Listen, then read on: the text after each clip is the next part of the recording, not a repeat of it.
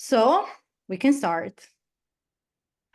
Good morning, everyone, and welcome to this webinar where we are going to talk about a very interesting topic.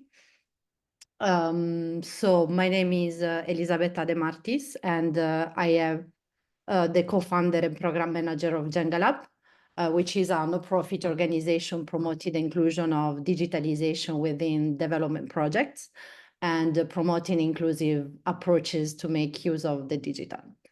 JengaLab, together with the Development Gateway and Tech Change, we are implementation partner of the IFAD DAS program that my colleague Baita is going to present later on. And this webinar have been organized within this specific project. The goal of the webinar is to highlight the potential role that knowledge sharing platform play in advancing evidence-based policymaking and project implementation within the digital agriculture space, with a special focus on the newly launched DAS Digital Agriculture Resource Library that today we have the pleasure of exploring together with the other platform invited. The webinar will serve as key moment not only to promote this newly launched repository, digital repository, which provide critical data, insights, and best practice for decision makers, but also to share lessons learned from the implementation of the other platform and provide a space to reflect on opportunities and collaborations. A key focus of the event will be sharing experiences from the implementation and scaling of these platforms and highlighting the importance of effective knowledge sharing and stakeholder engagement in fostering collaboration across sectors, especially within the agricultural sector. But we'll also examine how this platform and solution have the opportunity to foster informed decision-making processes at multiple levels, from local to international context, from policymaking to program implementation. Through in-depth presentation and discussions, the webinar will showcase how these platforms, such as the platform that are invited today, the DAS Digital Agriculture Resource Library, the Agritech Observatory, the Digital Agri-Hub, and the Farm2Go, operate and contribute to the agricultural sector in different ways, exploring point on convergence, collaboration, and sustainability models opportunities. So the event has just started and will be together for 1 hour and a half. In particular, the event is divided into main parts. So 3, let's say, the initial remarks, the roundtable discussion, where all our speakers will be presenting and providing insights, and the Q&A session and closing remarks. So to do not waste more time, let's start with the initial remarks. In particular, I leave the floor to Caroline Gaju, the IFAD Senior Global Technical Specialist for ICT4D, and also to Mbaita Maka, Program Manager of Development Gateway and responsible for the DAS program. Please, Caroline, the floor is yours. Thank you, Elisabetta, and thank you indeed to everyone for joining us today in this webinar. The rapid advancements in information and communication technologies, ICTs, continue to significantly transform our livelihoods with increased access to information and services. In agriculture, ICT4D tools present a huge opportunity to improve production capacity for rural populations. As a driver for digital inclusion, mobile applications and other digital platforms empower female farmers, youth, and minority groups with the knowledge and tools to succeed in agriculture. IFAD's strategic framework highlights the need to maximize the potential of ICTs in helping rural people to increase their food security, strengthen climate resilience, increase their income, and benefit from market participation. This is further reflected in IFAD's ICT4D strategy. The Digital Advisory Support Services for Accelerated Rural Transformation, also known as the DAS program, was launched in 2022 as a 3-year initiative to bridge the gap in digital tools and information access for smallholder farmers. The program provides technical support to countries to accelerate the implementation of ICT4D activities in agriculture and rural development interventions and address the digital divide by focusing on women, youth, and the last mile adoption of frontier technologies. In the last 2 years since the launch of the program, technical support has been provided to several countries, and this has involved trainings delivered to facilitate the integration of digital solutions in different programs, assessments undertaken to support the development of evidence-based policies on digital agriculture, and knowledge products developed in English and French and hosted on a microsite for increased outreach. Drawing upon some of the lessons from the implementation so far, continued engagement remains essential to ensure alignment to unique needs and optimal allocation of resources. The trainings and knowledge products available can be leveraged to build and strengthen capacity, and we also see that digital marketplaces offer a viable opportunity to bring value chain actors together to meet diverse user needs with adequate functionalities. The program has indeed demonstrated that knowledge-sharing platforms provide an opportunity for smallholder farmers to exchange experiences, to share best practices, and explore innovative approaches to improve productivity and profitability. Such platforms further facilitate continuous learning for improvement. This has been a collective effort, and would like to express our gratitude to our partners, to all the countries and stakeholders for the significant contribution to the program, and we look forward to a continued collaboration. Thank you very much. Back to you, Elizabeth.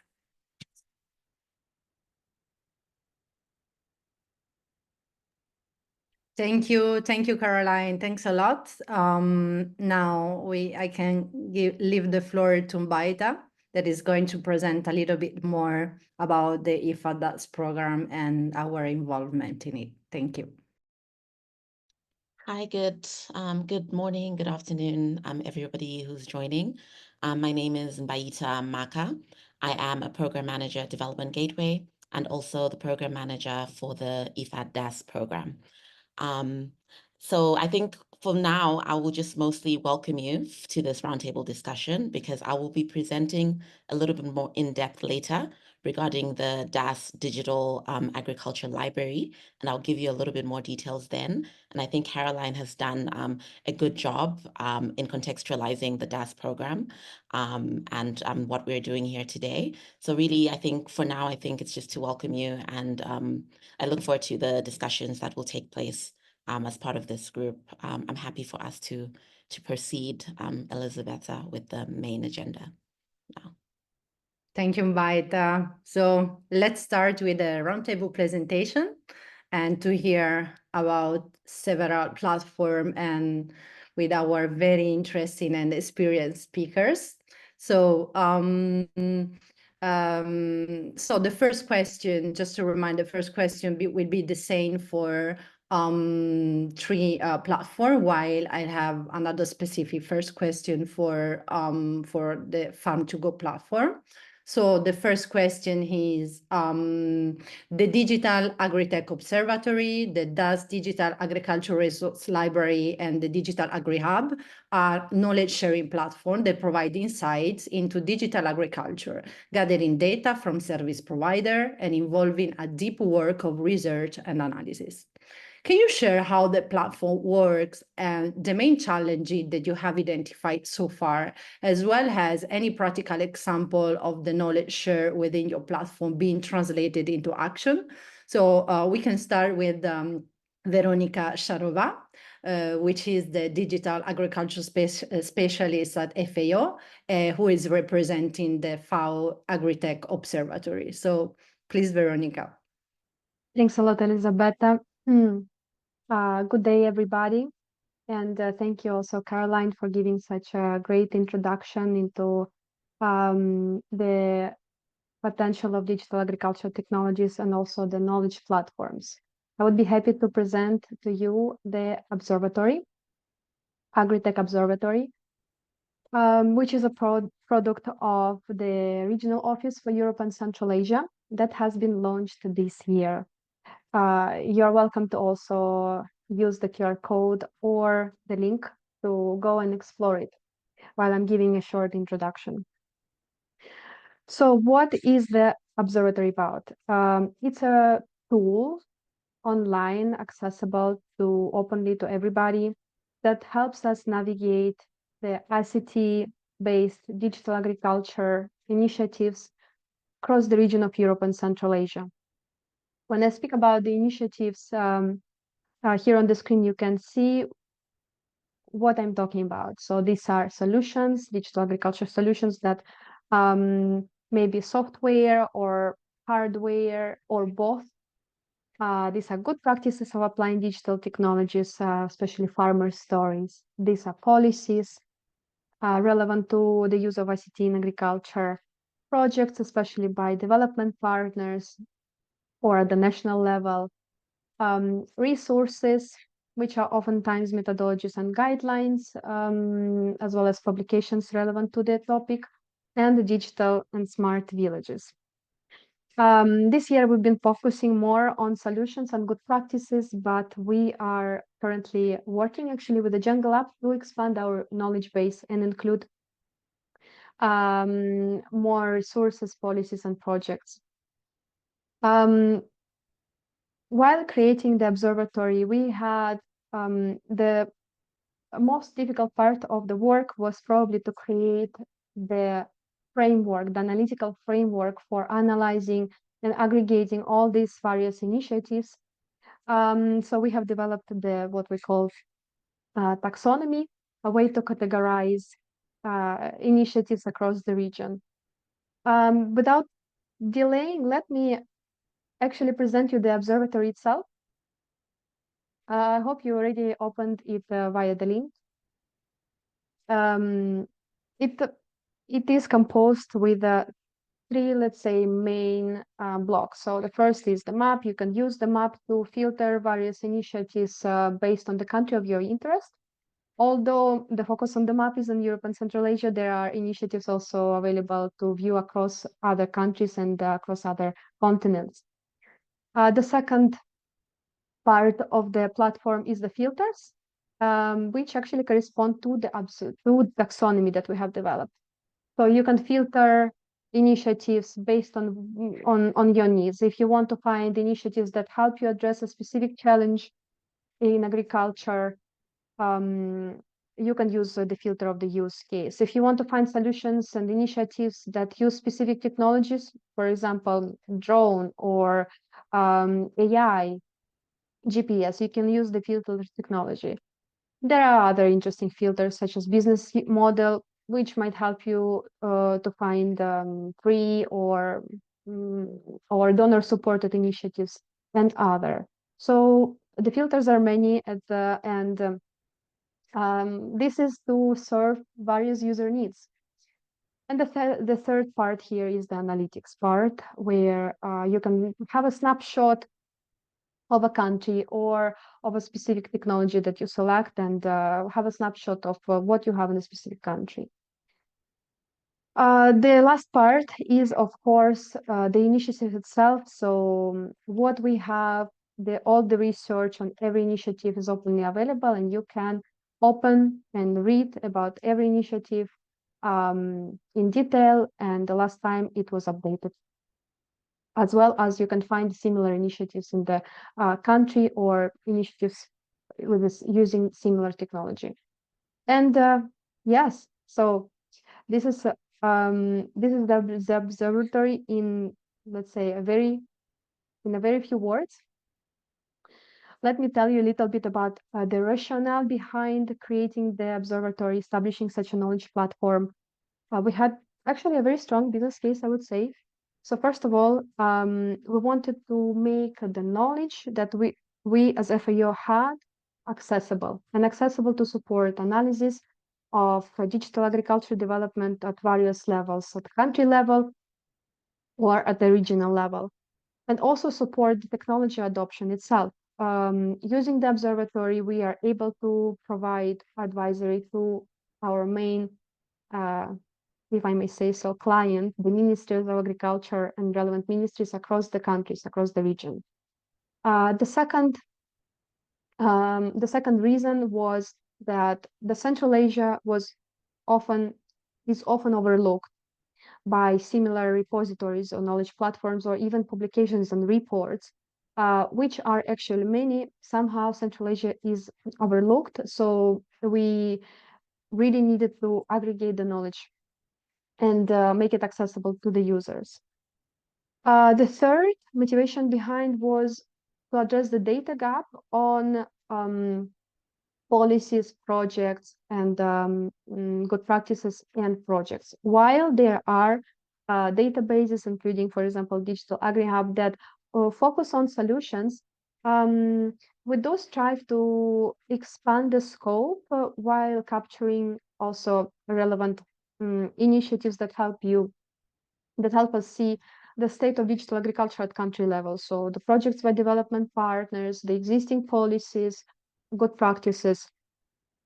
And lastly, we needed to create analytical framework to systematize our knowledge, to compare digital agriculture initiatives, and again, make country analysis. Reflecting on your question about practical examples of the use of observatory, I have prepared a few. The observatory can help monitoring the country or regional level, can help perform analysis, aid policy making, and help in the development work. So here are a few examples. On the pictures you can see students of Albania during a training on digital agriculture and modern practices, and observatory was instrumental in creating a curriculum for this training. Another example that I can give you is for different users is market analysis. The knowledge base of the observatory is openly available through the link. We hope that presentation will be made available to you later, so you can actually go and see it. So all the data set is openly available, and we do hope that it can help make market analysis and help including the private sector to find new markets, to find new clients, to make the technology and solutions that they have more accessible to other countries. The third, how we see the third way observatory is applied and used is for the research. Of course, you could see that the analytics and in general the knowledge base can help analyze various trends in the country or in the regional level. And we have one already example, although we just launched the observatory in July, we already have one example by European Policy Center that used the knowledge base of observatory to for their research on the topic of agri-resilient agri-food system, and the observatory helped to make a sort of outlook for Europe. Policy development is also a strong use case. As I said, the framework, the analytical framework of observatory helps assess solutions, the government systems, ongoing projects at the country level. And for example, countries such as Tajikistan and Uzbekistan has already used observatory to make an assessment of the state of these elements, and later this assessment was used to develop a strategy for digital agriculture at the national levels in Tajikistan and Uzbekistan. Finally, although we were surprised ourselves because we didn't mention that observatory yet would be very accessible to farmers, but we already have examples of farmers using the observatory to find solutions to help address the challenges. And that's been really great for us, although we still have some way to develop, make it more accessible. There are already examples coming from the countries of where we operate, of the FAO. Finally, let me reflect a little bit on the challenges that we have encountered during the 2.5 years of implementation of Observatory. Well, I would say the challenges are not unique to observatories and knowledge base. These are the challenges that one of the most popular reasons of why knowledge bases collapse. So the first is keeping research and methodology up to date. You hopefully already got a grasp of what, how difficult it is to populate observatory. And considering that there are more than 200 initiatives at the moment, it's very difficult to keep it up to date. Technology is involved, and so do digital agriculture initiatives. We have, I have an example of an e-marketplace focusing initially on selling ducks or duck-related products, turning into a sweater marketplace. So yes, technology is involved, and it's difficult to keep track of every single initiative. Business cases change business models change very often. Private sector often finds a new way to offer their solutions, and so something that might have been free 2 years ago might become, for example, might be offered at a different model, such as freemium or even paid. Sorry, The Veronica. second, yes. Sorry. So we have used the 10 minutes and beyond. So if you can. Thank you. Yeah, thank you. Yes, I am closing up. So the second challenge is scalability and long-term sustainability of the platform. Again, a common challenge, and considering our framework, and the JengaLab, who's been helping us with the research, knows how difficult every initiative is to be researched. So that's the second challenge. The third is engaging the target region, because at the moment the observatory is only in English, which is makes it easier for us to probably populate, but not as accessible to countries in Central Asia or Balkans. And of course, while the knowledge base contains a wealth of information, it is not yet, we didn't yet have an established mechanism of disseminating this knowledge. Finally, there are challenges unique to FAO related to hierarchy or bureaucracy, which I will not bore you with. But yes, having said that, despite all of these challenges, we are working on resolving them. Yes, so we have strategic plans for addressing these challenges and making observatory even hopefully bigger success than it is now. Again, thanks a lot to everybody for the attention. Elizabeth, hand over to you. Thanks a lot, Veronica. It was amazing how you managed to accomplish so many activities and also use case in so little time of existence of the observatory. So congratulations. And I'm sure that is a very good example also for the attendees and participants today. So now I leave the floor to Mbaita to present the DAS Digital Library.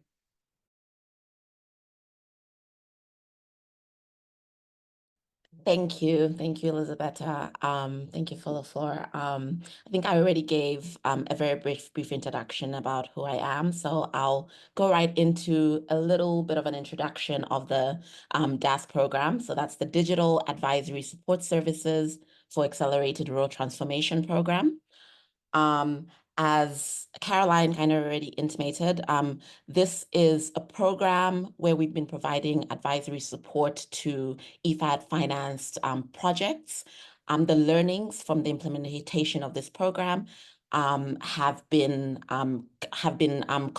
compiled into knowledge products, which are now available on the platform. So the learnings and knowledge generated through the DAS program are kind of the subject of this discussion. Let me get to the next slide.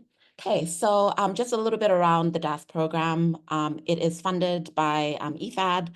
The structure of the program is that we have 3 implementing partners. So there's Development Gateway, JengaLab, and then also Tech Change, who focuses on providing virtual training.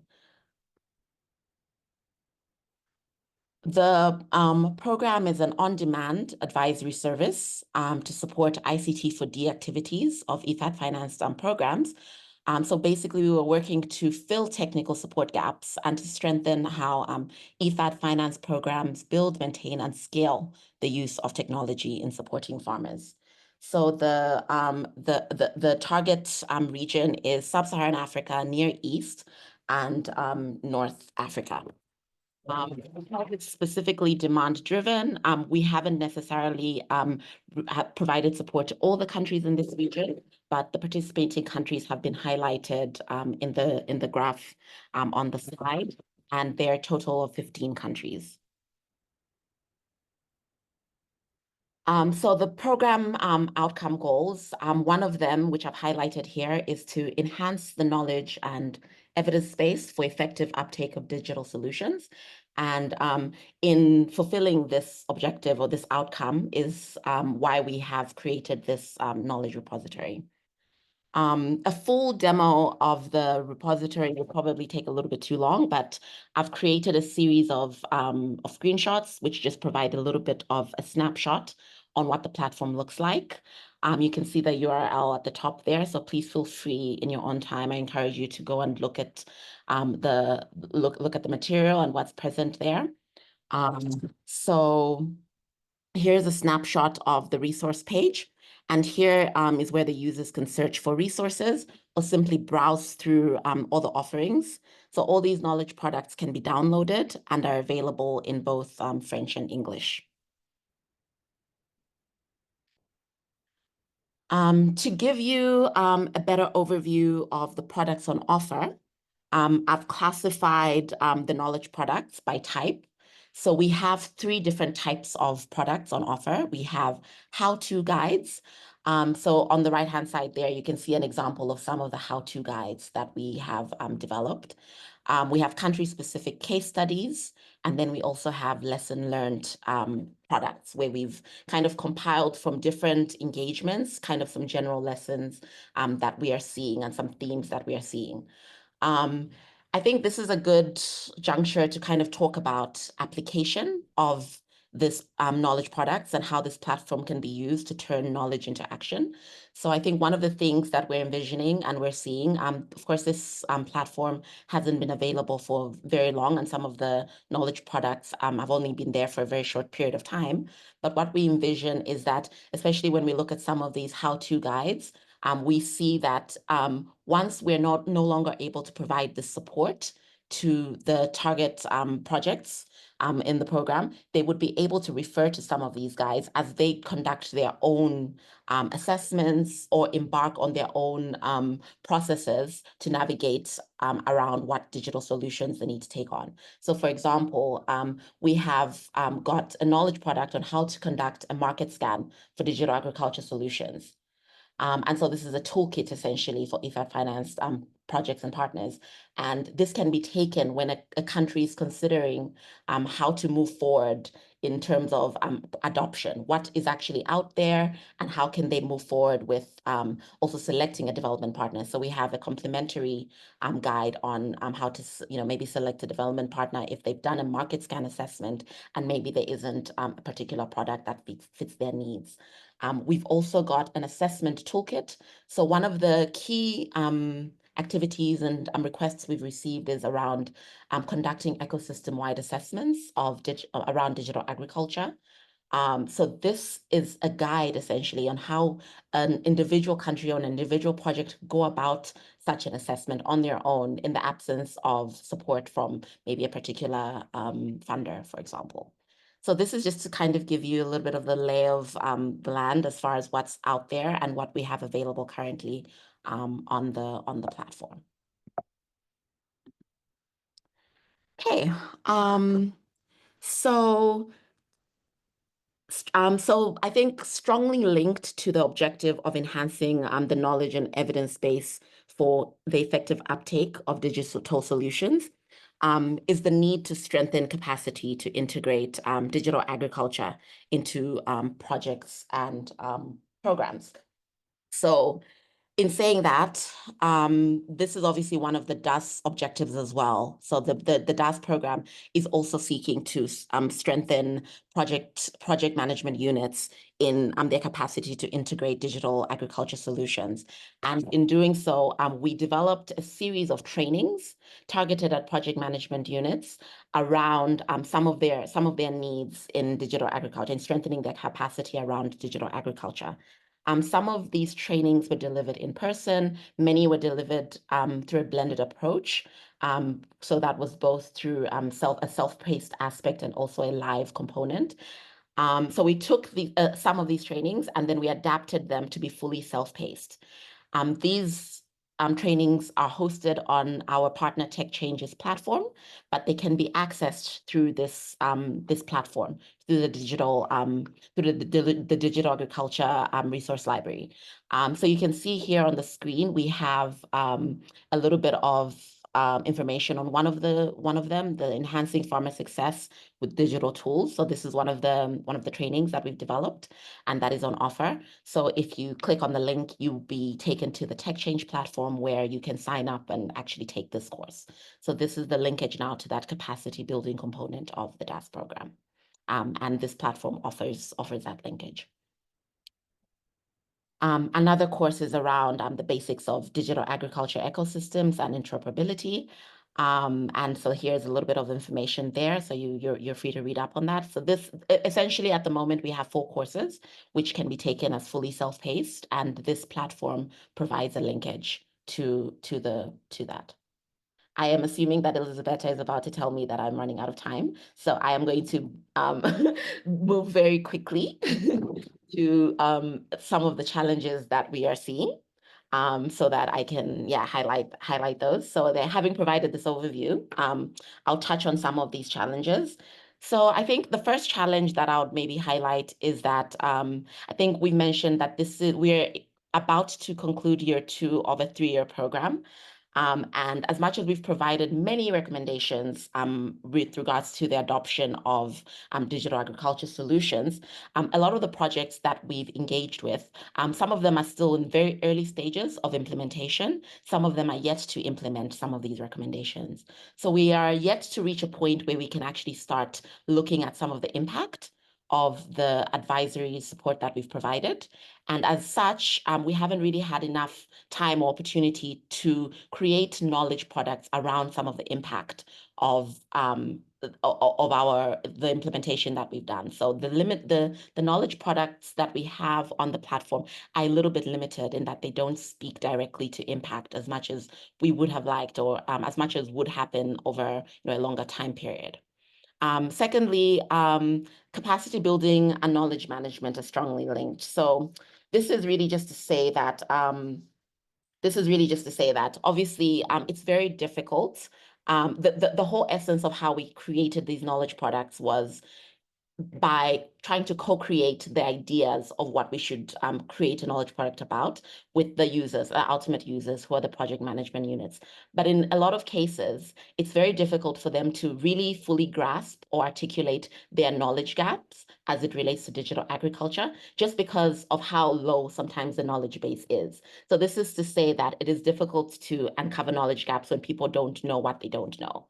So what we, I think, are seeing and what we would see over time is that as we continue to build capacity amongst these group of people, they would become better co-creators with us of these knowledge products, where they would be better able to articulate their needs, and then we would be able to make more relevant knowledge products for them. So I think that's been a little bit of a limitation given the time period in which we've had to create these products and the time period that the project has been implemented. And then the third challenge that I would say, so it's really, I've captured it here as the challenge around meeting people where they are versus challenging the status quo. So the goal of our knowledge products is to provide practical knowledge and skills as well as insight so that the target audience is able to actually implement and use what we're finding in a practical sense. But at the same time, we're very alive to the practical constraints that smallholder farmers face, both in terms of physical infrastructure as well as digital infrastructure. So the tension that we have is that we want to make sure that we're exposing the target users to, maybe some more advanced digital solutions that exist and exposing them to kind of some of the possibilities that are out there. But at the same time, we want to make sure that we are also being very alive to the realities that their beneficiaries face. And those beneficiaries are the smallholder farmers, and particularly in sub-Saharan Africa. So I think managing that tension has been one of the challenges in creating these knowledge products as well. Yeah, I think that's all I would have to share. But of course, I think I'm hoping that we'll be able to answer some questions once we open the platform up to the rest of the group. So thank you all.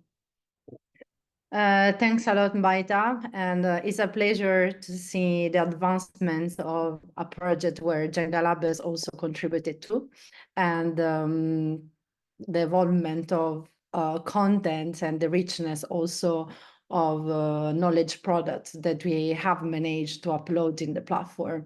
And for sure, that will be very interesting to understand how to scale this platform and make all this knowledge available also to other development partners, and also both in the field, but also coming from a more international environment, and make use of this knowledge to better implement activities and projects, and how this also activity can match and also can be integrated with information that are shared and promoted within the other platform that we are listening today. So let's see how the conversation will go. So I ask all the speaker, please, if you can share the link of your platforms in the chat, because a lot of the attendees are asking how to get into this platform. So I don't know if you already did it, but if not, can you just please share them in the chat?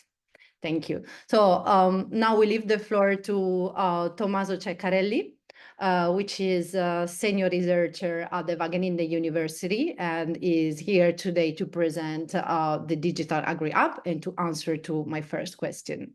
Thank you. Yeah, thank you, Elisabetta. Can you hear me? And can you see my screen? Just a reminder that we only have 10 minutes for the first question. Maybe we already had extra minutes, so maybe we'll shorten the next answers. But please go ahead. Just a reminder. Yeah. So thank you, Elisabetta, and thank you, everybody. Digital Agri Hub is an initiative, a project currently hosted and maintained by Wageningen University and Research in the Netherlands. It started actually in 2020, where we inherited the work of the Center for Technical Assistance in Agriculture, also based at that time in Wageningen, and then who ceased the activity late in that year.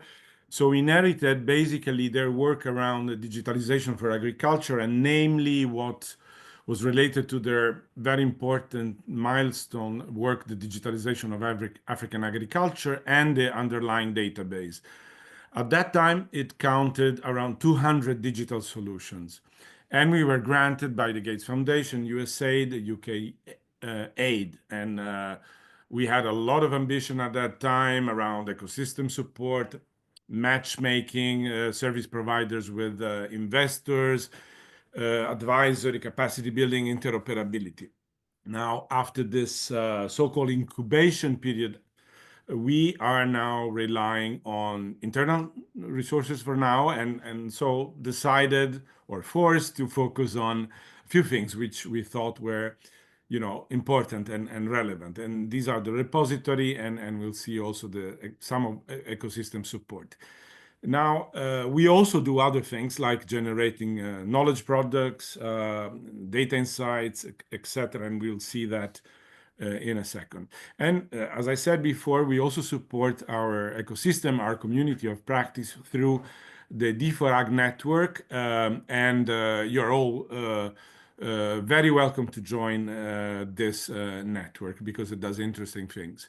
Now, going back a bit in more details on the offerings, yeah, as I mentioned, we started with inheriting 200 solutions, and we are now more than 1,250 D4Ag solutions deployed. That's was the original mandate, and we keep that in low mid-income countries only.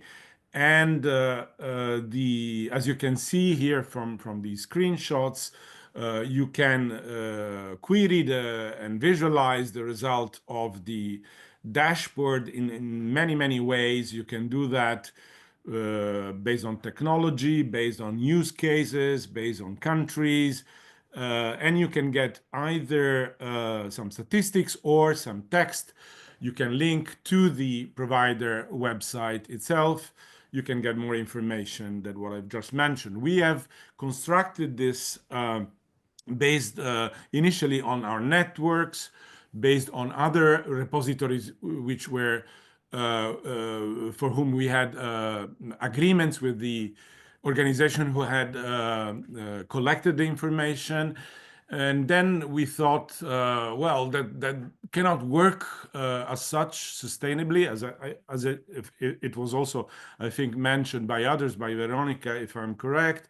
There must be a sort of mechanism whereby the service provider is also interested in giving us the information on their services, enriching it as much as possible. So crowdsourcing, in a way, the information. And how to do this is really a challenge, but for now we have a certain number of providers who has accepted to do so, and they're basically getting a label, a sort of recognition. You can see it in the lower left-hand side. There is a kind of a badge, small badge, which says, okay, you have crowdsourced the information, and then on those who have crowdsourced the information, we also carry out a verification on what? Basically on the, on the concrete, on the coherence of the content which is provided.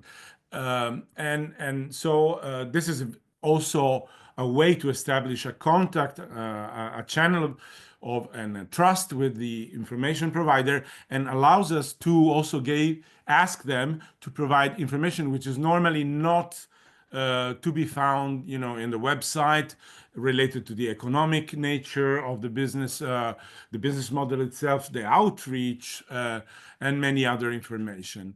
This is not obvious information, of course, but it's very precious information. So again, a bit on the ways you could query and extract information from the web. This is, if you want, a kind of thematic focus that you can choose to adopt, like climate smart agriculture, for instance. And from there, we are developing data insights on particular themes. But you could do it also geographically, and we have done work at the global landscape level with the Islamic Development Bank, for instance, or regional work like for the FAO State of Food and Agriculture Report 2022, or country focuses. So yeah, basically we are offering on top of the dashboard also insights and briefs on various topics. Sometimes we harvest from something that I will tell you in a second. So the D4Ag community of practices, namely the e-conversation. And often we also advise, particularly in this case, I'm listing work that we have done together with the FAO. And we are also doing, by the way, with the work that Veronica has presented with the FAO and other colleagues of Veronica with FAO, etc. Challenges. Well, from the Digital AgriHub perspective, in general, about finding this balance between providing a service which is perceived by our clients and users in general as a public good, as a neutral knowledge broker, but also having enough resources to do the job, to innovate, to grow, because that's, I mean, comes as a precondition, right? If we look at the perspective of the solution providers, then also many challenges. We have recently carried out a survey among the providers of what we called these verified solutions to gain more insight. And now I'm just going to give you a few takeaways around data curation, which is a big problem, a big issue, as it was also mentioned by others. It's not this mechanism that we are trying to implement doesn't necessarily easily work because the providers are not regularly updating their data for many and also good reason. And moreover, they do not monitor their website statistics, so they don't see maybe that the impact, the advantage of joining a platform like ours. Also because they don't know how to use, for instance, Google Analytics, etc. So when we're talking about incentives to get them more on board, we think that we would like to give them a training or a technical assistance on doing that, raising awareness, etc. This brings me to another point. Why are we doing all these efforts to do things a bit manually or manually assisted? Because we do not, for now, believe very much on doing these things just with web scraping and maybe the use of artificial intelligence. We are seeing a lot of problems related to that, biased information, incomplete information. So we are trying to be very careful there and put the human actor behind the checking on the quality of this. But on data and insights and how to we think that data are used effectively by the service providers. We have, as I said, conducted a survey which helped us to gain more insights. You can see to the right-hand side that we are checking on what is the real purpose you're using the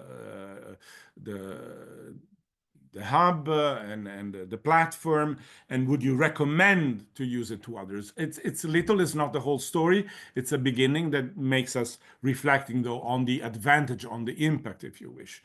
Yeah, these are more information that you can see on how to join Digital Agri community. I would like to just end with one consideration. When we started the Digital Agri Hub, we were in agreement with our donors told that we would have limited the fragmentation in these platforms. Actually, after a number of years, we are seeing that this is not happening. And we are sorry for that. And it's not happening for good reason, because we are all, I think, having different purposes, slightly different agendas, purposes, etc. But it's also, I mean, so I think humanly is also acceptable that we have a certain level of redundancy. But this level of redundancy, as I said, has to be contained, I think, because otherwise it translates into a waste of scarce money, investment, resources in general. So what to do there, maybe for the discussion, I have some ideas, but I leave it to the others. Thank you. Thank you, Tommaso, but we do want to hear from ideas regarding this. So maybe you can also approach the subject in your next intervention, because I think that this is a very relevant theme. The need of finding new opportunities of collaboration among this platform and avoid the repetitions and avoid things that can be capitalized instead. Now we can leave the floor to the last speakers of this first roundtable discussion. So his name is Casper Stridom, and is the Digital Agriculture Officer, the World Food Program, and is representing today the platform Farm2Go. So for him, since Farm2Go is a slightly different kind of platform that is more serving end user instead of providing high-level knowledge sharing insights. I have another question, which is the Farm2Go is a digital agriculture solution designed to support small farmers' activity by connecting aggregators, traders, and buyers. Can you explain how the platform operates, the challenges encountered during its implementation, as well as any practical example of the knowledge share within your platform being translated into action? Thank you. The floor is yours, Casper. Thank you, Elisabetta, and hello, everyone. Okay, I think the best way to explain what Farm2Go is and answer your question is to tell a story. So I want to tell a story about Poppy, who's a smallholder farmer from Bangladesh. This is Poppy. She works very hard every day on her farm just to earn a living. And when it comes to selling her produce, the local traders, they know that she has limited options. So they take advantage of her and offer her low prices. This is the reality for almost 500 million smallholder farmers all over the world. And they're stuck in a system that is not working for them, a system where they are price takers. So the World Food Programme introduced Farm2Go to help change that. So the World Food Programme works with smallholder farmers to organize them into cooperatives. These cooperatives then have meaningful volumes of produce that they can sell to traders and then negotiate better prices. This is an existing model. It's nothing new, but what we are introducing that is a bit new is a digital solution. And this digital solution is Farm2Go, where we are now offering the cooperatives a mobile application where they can record the details of farmers and record the details of the produce that they're receiving from the farmers. The traders, they have access to an e-commerce application, and the farmers, they receive SMSs whenever there's an activity related to their profile. So I wanted to just give you a few screenshots just to give you an idea of how we are formalizing the connection between the cooperatives and the traders. So like I said, the cooperatives have this mobile application. Their profile is registered by WFP staff, so access is managed by WFP, and these are farmer organizations that the WFP are supporting as part of their smallholder agricultural programs. So they would register the farmers, they would collect the deposit, and then the traders will have access to this e-commerce app, and they can then make offers and send these offers to the cooperatives. The cooperatives will then review it and then answer the offers. Another feature that we have in the application is an info hub where WFP staff in country offices can create content and send it to the aggregators.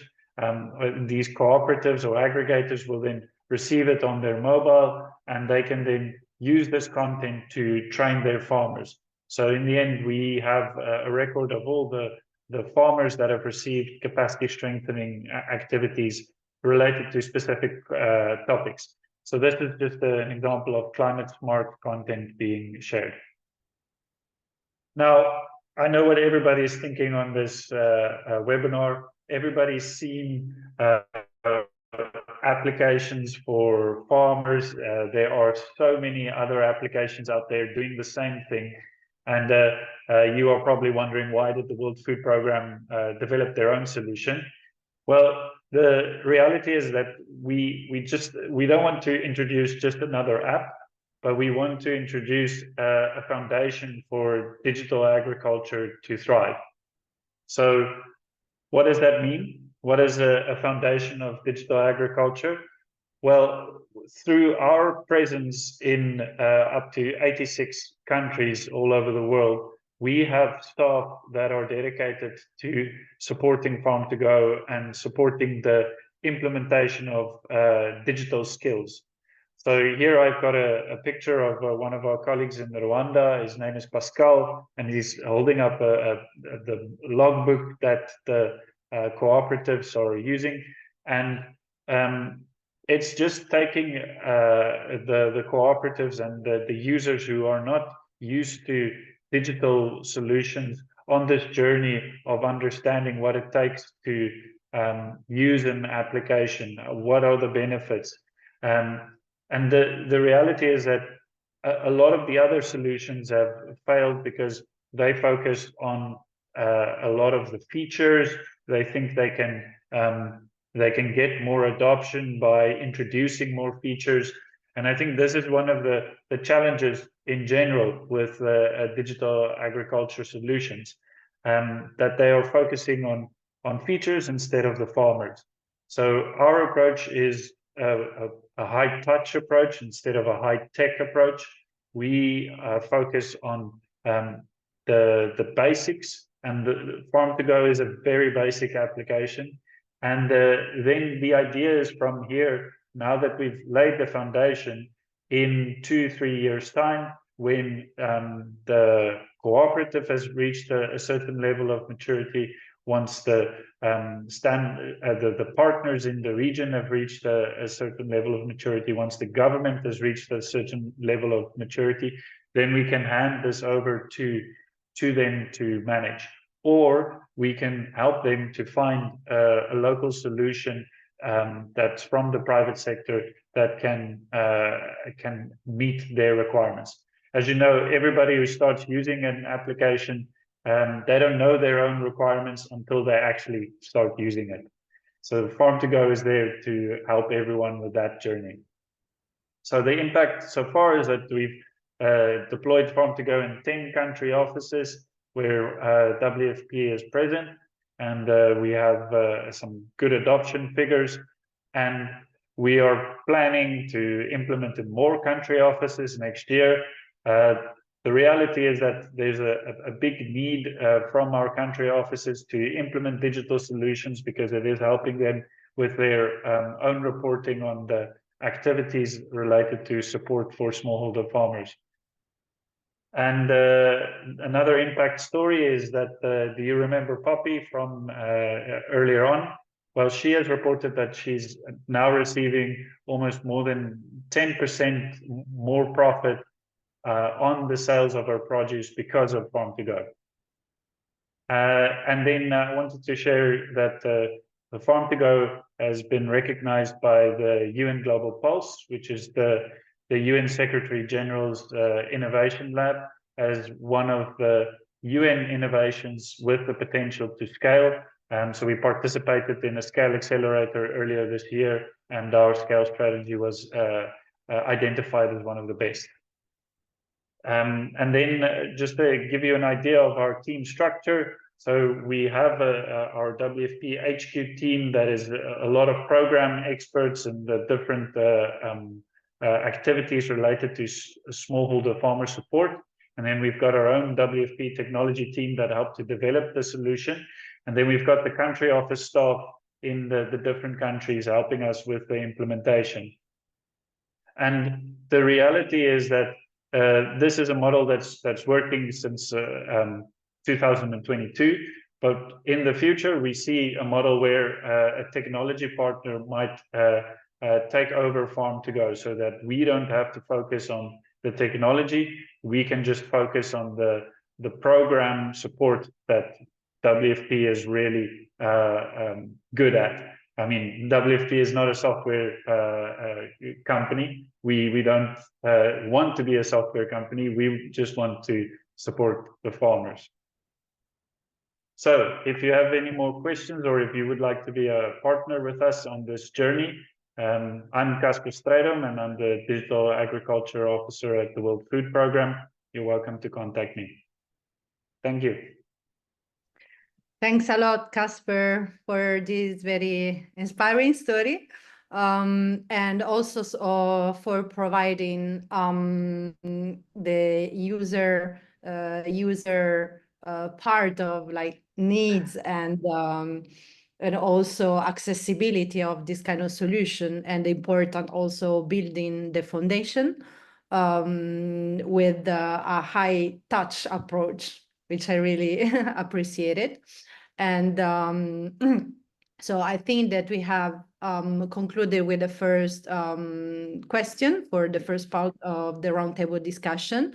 So I ask also the attendees, the participants, whenever you start having questions, to write them in the chat. So we'll take note, and then at the end of the second presentations, we can read some of the question, and we can also let the speaker answer or providing you with some inputs. So let's go to the second question. So let's start again with Veronica. And so I kindly ask you, since also it's already 3 p.m., so we are a little bit like late, like around 15 minutes. If instead of having 5 minutes to answer to the second question, we can stick in 2 minutes. 2-3 minutes maximum. And I would like also you to, if possible, to take in consideration the two general objectives of this webinar, such as, for example, using all this knowledge that is produced, that you are disseminating within your platform, to concretely impact end users, such as policymakers, development stakeholders, farmers, cooperative, etc. But also how you can better collaborate among platforms in order to capitalize on all this knowledge that is produced, that sometimes is duplicated, that sometimes is not accessible for someone, but is accessible for just particular regions, and how with this richness of knowledge, we can provide a better service for the user. So just keeping in mind these two components, if you can also develop your answer and maybe providing some thoughts about them. So Veronica, do you have plans to ensure the sustainability of the Agritech Observatory in the long term, and through which action and strategy? Thank you. Thanks a lot, Elisabetta. Thanks for your patience with the timekeeping. I'll be as short as I can. Yes, of course. So as I've highlighted at the end of my presentation, there are several critical challenges that we experience, keeping the knowledge base up to date, also making research more efficient, the funding, and other challenges. So yes, we do have specific actions and strategies in mind, and we would also be, recommending it for other knowledge platforms. So the first is building strategic partnerships. For example, as Tommaso said, we are collaborating together, Digital Agri Hub and Agritech Observatory, because we have an overlap. Digital Agri Hub is focusing on low and middle income countries, which includes the Central Asia, and focusing on Agritech solutions. So although the focus of the two platforms is a bit different, we do have an overlap. So we do not want to duplicate the efforts of the research. We're now working on actually making this exchange of the knowledge, working on the framework to exchange the knowledge. More partnerships to come. Really happy to also get introduced to the other panelists. We are also considering the approach of getting the knowledge from the initiative providers through a form available on the website. So I recommend to all the private sector participants here, as well as the initiative providers, to go on the website, find the form in a tab, and fill up the form so your initiative gets featured. That's another way to ensure sustainability. We do have other things in mind, as making research more efficient, including using the integration of some Copilot AI, as well as improving user experience. As you say, it's important that we get the platform be used by various by the target audience, by policymakers, but also by farmers. So we're trying to make it more accessible in at least in Russian language, but also in different languages next year. Also potentially make a mobile app. So there are plans and actions currently undergoing, and yes, I hope this will be useful also for other panelists for their future ideas. Thank you for your question. Thank you, Veronica. Very interesting, especially the collaboration that you have undertaken with the Digital Agri Hub, which may also be representing a concrete example on how two similar platforms for scope and content can concretely collaborate and also do not duplicate efforts. Now, second question for Baita. Can you share ideas and suggestions on how to capitalize on the knowledge product shared in the digital library and better reach the target audience to turn this knowledge into practical actions? Thank you. Yeah, thanks, Elisabetta. So I think to answer that question, I'll just reiterate that the foundation of the knowledge products that we developed them from the lens of we wanted to develop products that would essentially stand the test of time and kind of be generalizable over time, given that the DAS program itself is only a 3-year program. So we know that we will likely not have the opportunity to continuously keep developing products after that period. So we've developed products from the angle of trying to make sure that these are sustainable products, that in the sense that even after a long period of time, they will still have relevance to the targeted geography. That being said, in order to realize kind of capitalize on their value, I think that might take a while and would probably have to go beyond the lifespan of the program. So one of our strategies to ensure that they can be of increased relevance over time to the target audience is that we are continuing with our capacity building efforts. So I think, as I mentioned in my presentation, we've developed trainings around digital agriculture, which are available, can be accessed through the platform, and they're linked to the Tech Change. They're hosted on the Tech Change platform, but users can find them on our microsite. So what we anticipate that once participants, or once users, our target audience in the region, increases their capacity around digital agriculture, they will have more of an appreciation around the knowledge products that we've developed, and they will go back and be referring to them over time. So that's kind of the angle that we've taken as far as capitalizing on the knowledge products that we've developed. I think it's definitely still a question that I think we need to continue thinking about, especially as we wind down on the DAS program. And I think, of course, the conversations that we're having here around collaboration and all of that are really interesting to ponder as to what they mean in light of the fact that we have this platform right now, and how can we keep it going given that there are other initiatives also in the same space. I think we'll definitely keep thinking about that. But as far as our strategy, I think it's anchored around the fact that we are going to continue building capacity of the users in our target region, and we're hoping that will give our products even more relevance with time. I hope that answers your question, and looking forward to the discussion later. Thank you, Baita. So we go again with the fact that capacity building is essential to empower and provide skills to the user to use this kind of platform. So we have seen how Farm2Go is also trying to prepare these digital agriculture foundation by also providing skills. I guess digital skills in digitalization. Maybe Casper, you can talk about it a little bit later also. But it's very interesting, I think, the fact that sometimes we take for granted that this knowledge, from the moment that it is available, it can be exploited and transformed into concrete action. So maybe sometime or we should reevaluate some action and focus at the beginning, especially in more capacity building, strengthening of knowledge and skills also of the people, organizations, policy institutions that can make use of this knowledge.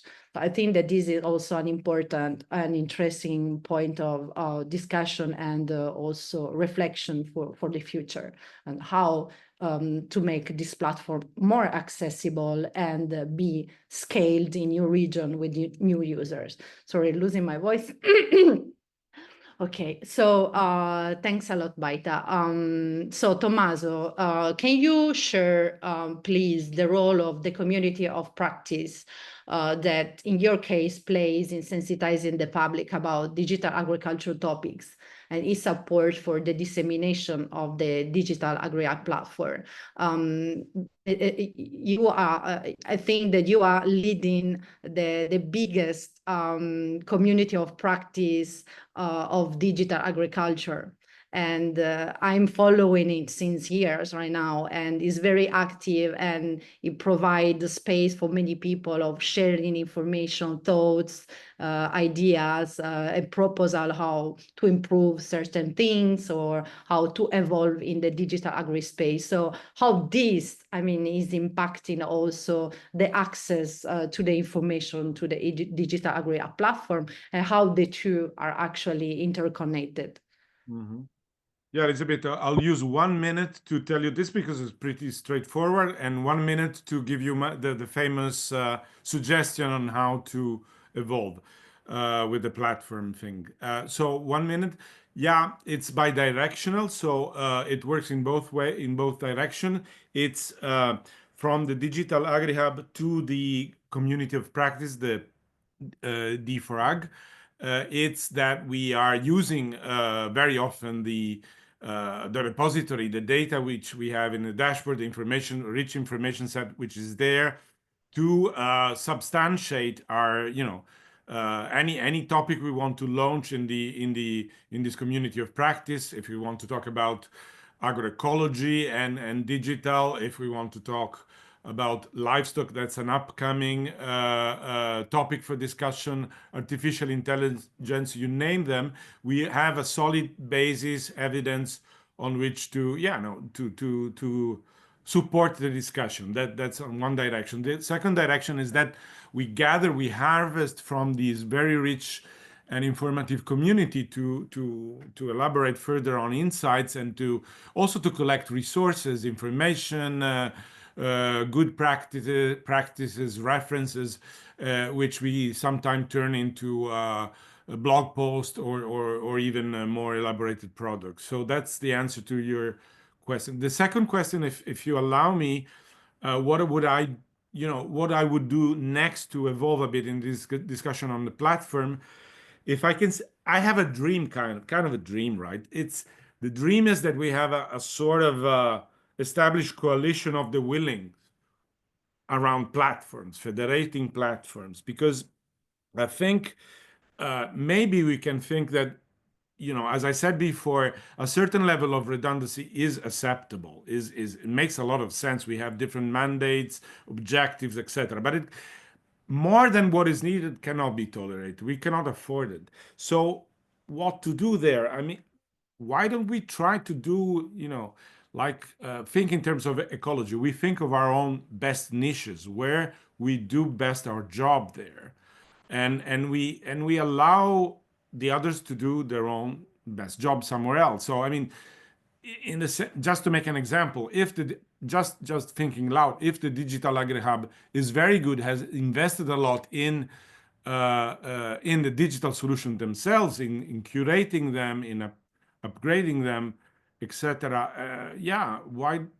Maybe in this sort of idealistic, maybe federation, Digital Agri Hub can do this, and someone else could do the work on the policies, and someone else could do that on the best practice. It doesn't have to be that black and white, but it could be an idea. Of course, we need a lot of work there around taxonomies, interoperability, what we are trying to do with Veronica and colleagues, but it's maybe worth. Thank you. Thank you, Tommaso. good point. And I guess is a shared thought.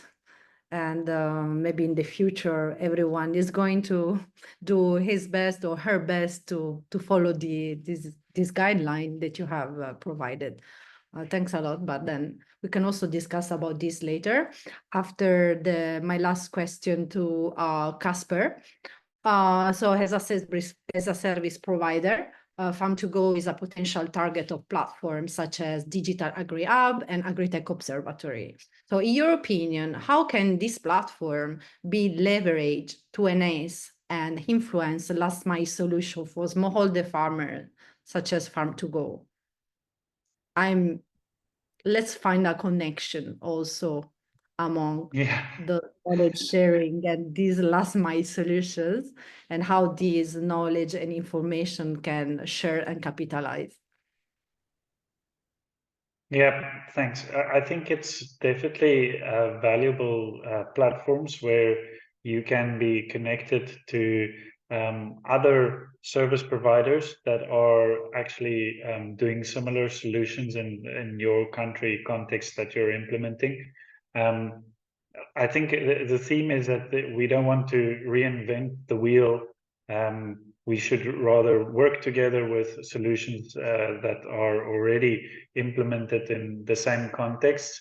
But then I think what would also be good is to understand the level of maturity of these solutions, the business models. So these kind of information that's available on these platforms, it will help people to make a decision that will be more sustainable. I think my biggest problem with digital solutions out there is that they think about year one, year two. They don't think about a sustainable solution and what 10 years from now is supposed to look like.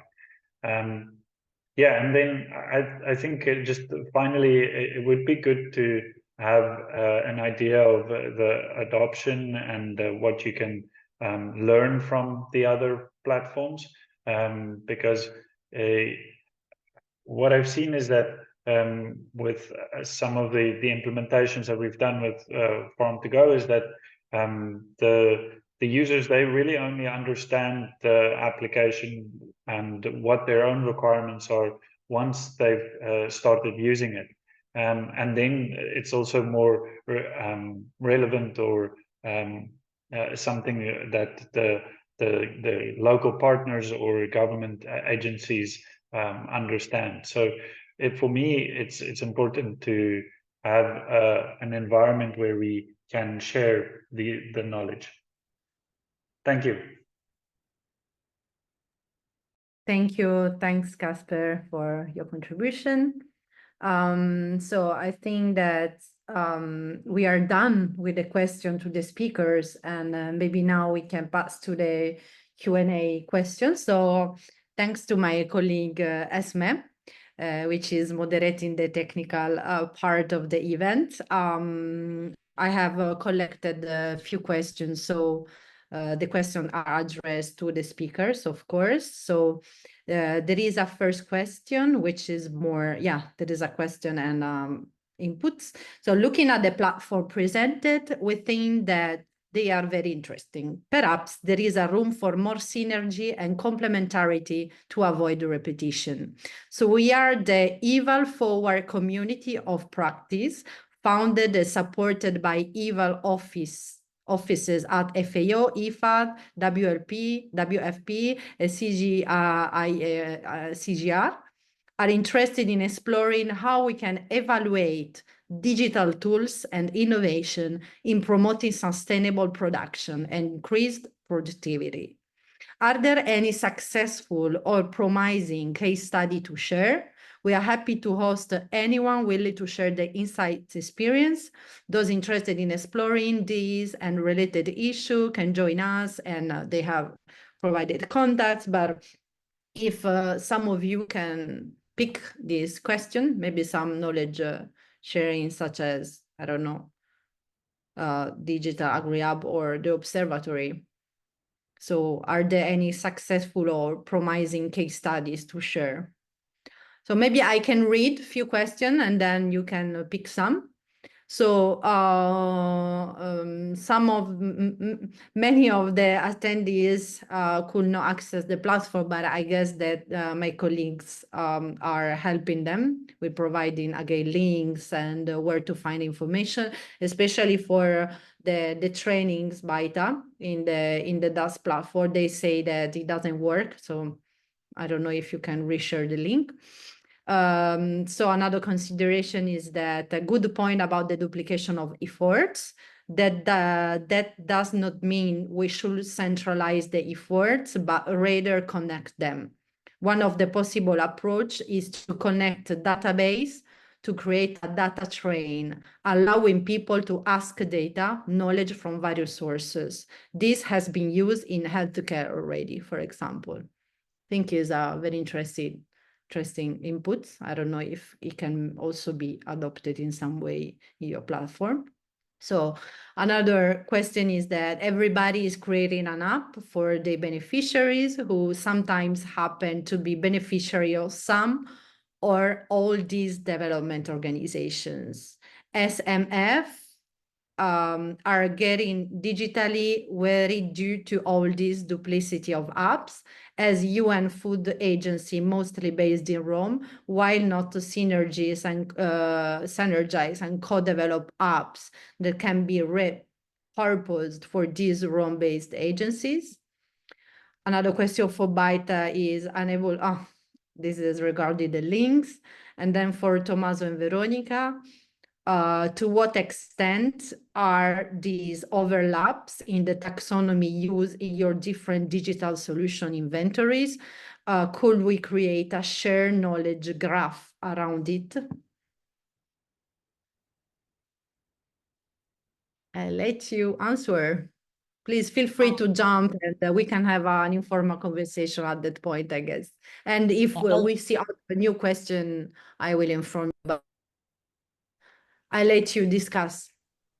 Yeah, Elizabeth, maybe I can just briefly go to share the platform, since I think there've been a few questions around where to access, I think specifically the trainings, I think.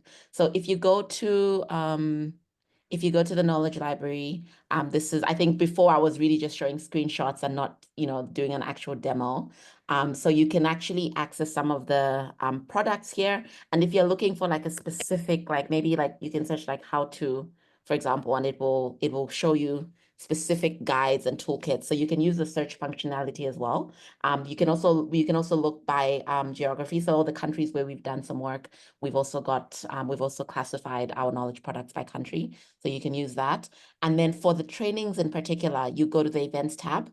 And if, for example, you want to be linked to the training on the basics of principles of digital development, you click the link and it takes you to the Tech Change platform. And that is where you would now have the opportunity to join the course. So I think as it stands right now, because we're still in implementation, you would need to register, and then an email would be sent to you. So there's a process to register for those courses, but that link will provide you with that access. I think for now I'll stop there. I hope that helps with the navigation, which seemed to be a bit of a challenge. And maybe I'll just take the opportunity as well to maybe touch on one of the questions that you presented, Elizabeth, as well. It's around, I think it was around, have we actually got any examples of case studies of, the digital, I think that's how I interpreted the question, digital solutions that have been adopted, and like, have we done some evaluations there, and are there case studies that we can speak to in some of these knowledge products? So I think in the case of the Digital Agriculture Resource Library, we have provided case studies, so to speak, of the process that we went through in order to identify specific solutions and recommend specific solutions, and why we recommended those in particular settings. So we've got all of that documented in knowledge products. So it's very clear for somebody who maybe exists in a similar context to take that and actually read through it and understand kind of the premise of why such a solution for such a context. So we have that. Where we are still, because of the limitation of time, what we have not done is gone back and done an evaluation of whether in that context, whether that solution was actually implemented, how it was implemented, and what the results were ultimately. I think that would require a little bit of time. So we haven't gone to that level of detail as far as a case study, but we have got a lot of resources that speak to specific contexts and the solutions that we have recommended given the peculiarities of those contexts. I hope that answers that question to some extent. But yeah, happy to hand over to the rest of the panelists. Thanks a lot, Baita. Who want to pick some of the question? I can jump in about the Rome-based agencies working together. So that question was more about, yes, there are a lot of apps out there, and why are there more synergies with the Rome-based agencies? So that is something that we are working on. I've been in contact with the FAO and the IFAD teams. So we are actively trying to not duplicate work.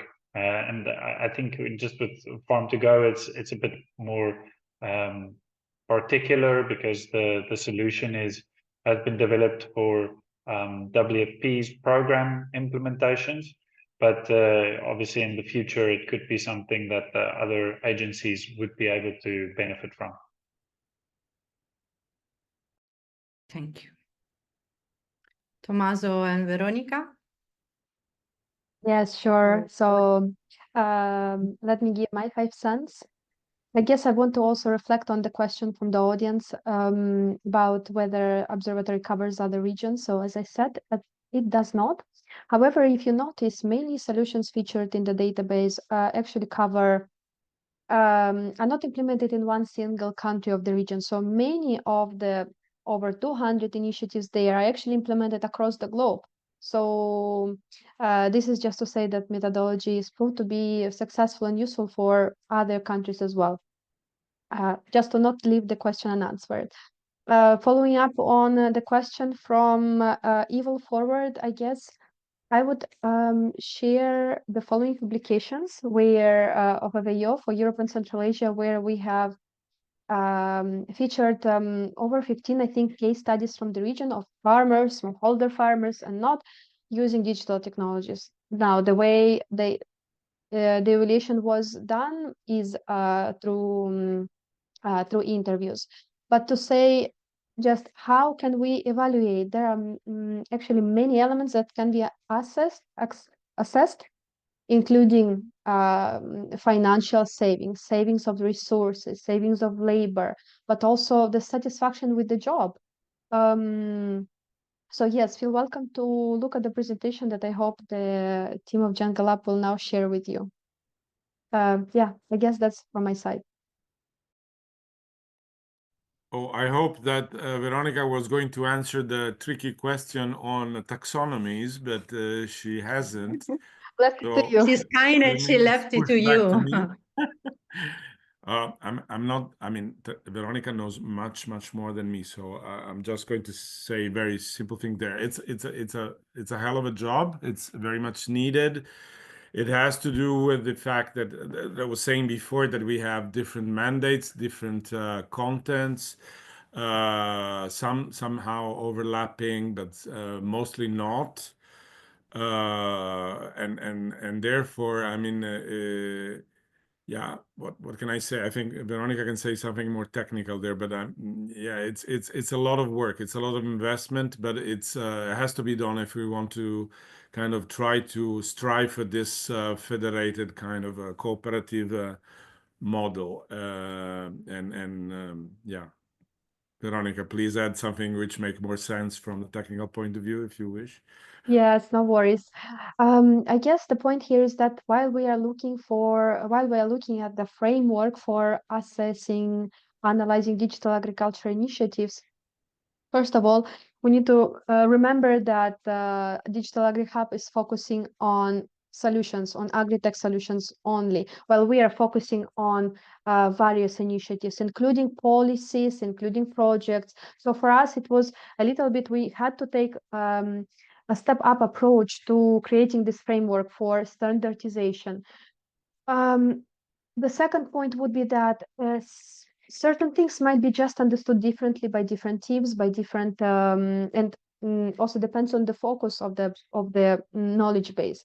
For example, if you compare the Digital Agri Hub and Observatory, you will see that we understand a little bit different the business model, or we understand and provide users with different information about technology, while we are focusing on everything, the components of the solution, but also how the service is delivered to farmers.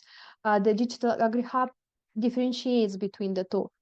So yes, I agree. That's a bit of a job to create a common taxonomy, to create a synergy, but we are working on that. So hopefully by middle of 2025, we will be able to actually exchange the data sets online on the platform. So exchange the initiatives and share the efforts for that.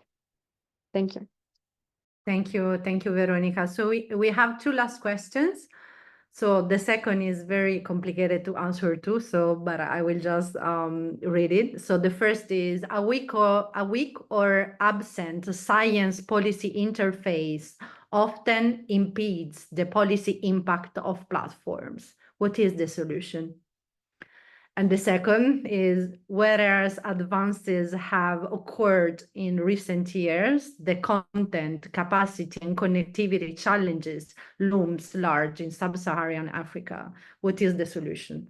So, okay, please, I don't know, maybe Veronica, you seems like you wanted to pick the first. Yeah, I can pick maybe the first because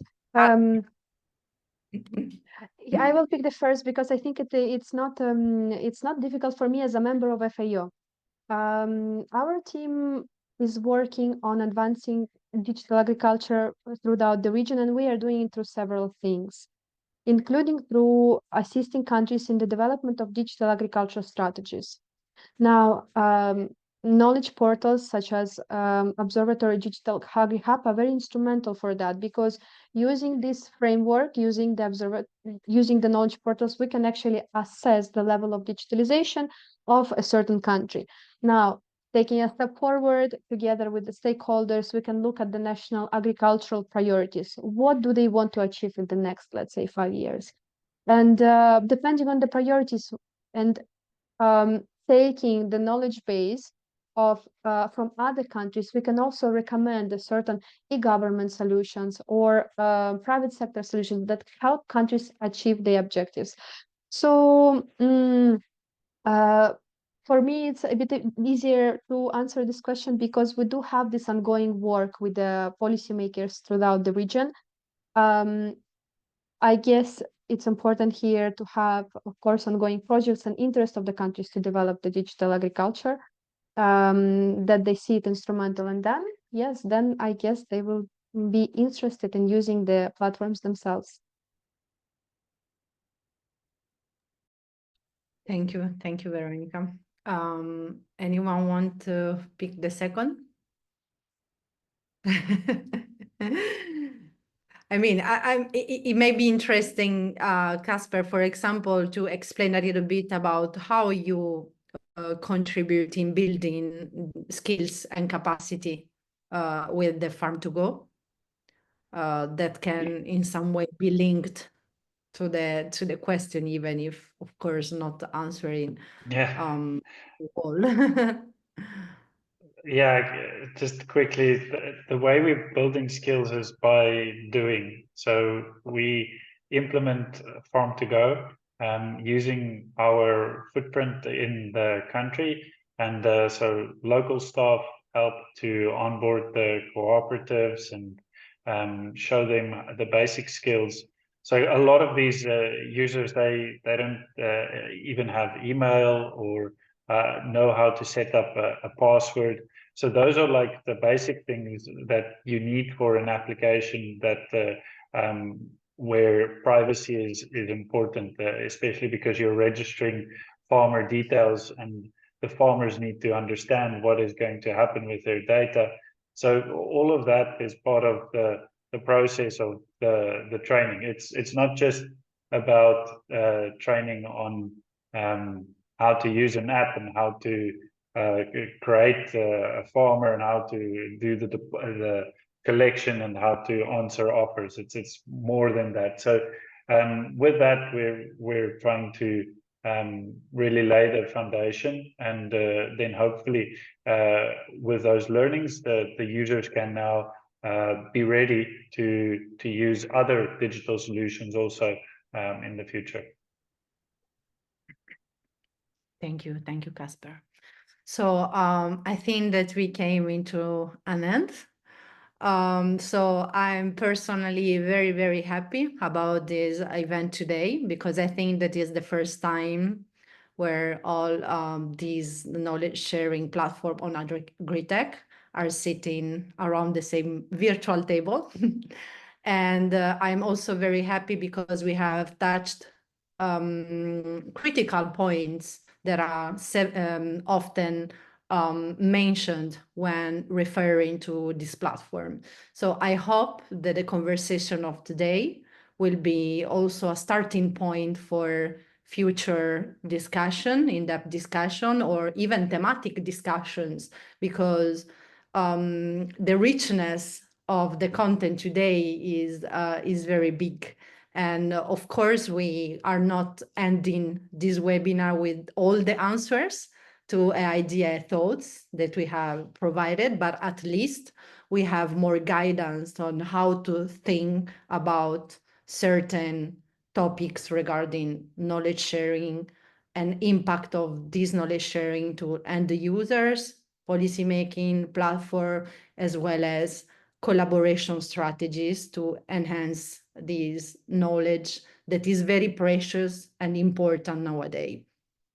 So I thank all of you. So I don't know if some of you want to leave a last word or a last thoughts. So maybe I leave you like few seconds if someone want to say the last closing remarks, and then we can end the session, remembering that this session is recorded, and we are going to send the recorded presentation of the event to all the participants that had subscribed, and also the presentations of the speaker, so that everyone also have more in-depth material to consult later on. I just want to say thank you to you and to the team for organizing this event, for bringing us at the same table. It's been really great and insightful from my point of view to learn about, you know, the overlaps, but also about the differences in the platforms. And yes, thank you to all the panelists that came and dare to ask these picky questions to us. Thank you, everybody. Thank you, everyone. Thank Thank you, you. everyone, and Appreciate let's it. do the right thing, right, in the future. Let's cooperate.